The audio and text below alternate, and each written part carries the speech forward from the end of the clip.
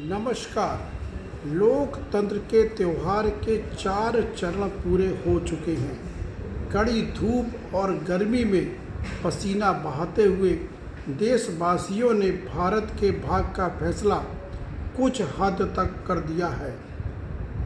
मैंने भी इसमें हिस्सा लिया और मैंने बहुत सारे लोगों को हिस्सा लेने के लिए प्रेरित किया। मैं doctor Vipul Agrawal MBBS MD diabetes specialist आपसे कुछ कहना चाहता हूँ।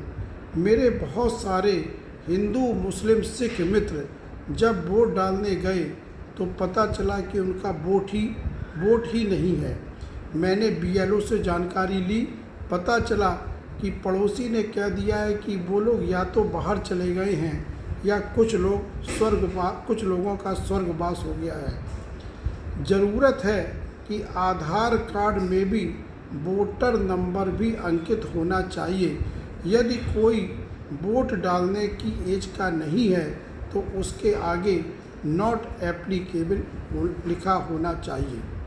मौसम चुनाव के समय का निर्धारण मौसम और लोगों की सुविधा को ध्यान में रख के होना चाहिए। इस भीषण गर्मी और लू में मैंने कितने लोगों का इलाज किया है। चुनाव की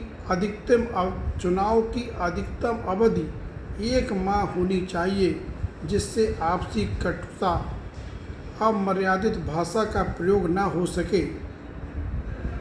3 वर्ष का तथा इसके साथ ही 3 वर्ष का विंडो पीरियड के बाद ही एक पार्टी से निकले हुए लोग दूसरी पार्टी का टिकट प्राप्त कर सकें। किसी भी चुनाव में भाग लेने वाले समस्त प्रत्याशियों को अपनी कुल संपत्ति का 1% प्रति वर्ष सरकारी कोष में गांव के डेवलपमेंट में देना अनिवार्य होना चाहिए। आपसे अनुरोध है कि मेरे विचारों को ज़्यादा से ज़्यादा शेयर करेंगे और ईमेल द्वारा president of India, election commissioner of India, chief justice of India तक अवश्य पहुंचाएंगे।